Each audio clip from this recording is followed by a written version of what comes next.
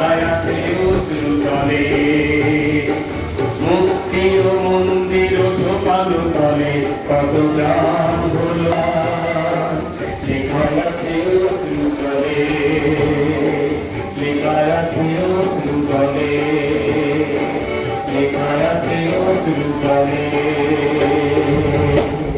Thank you.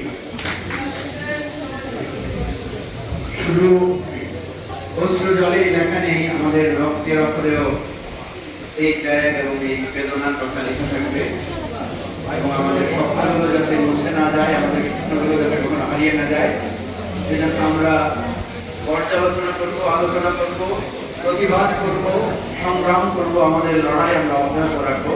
এই আমাদের প্রিয় বন্ধুগণ, যে সমস্ত ছাত্রদের অবিনাশী সংগ্রামে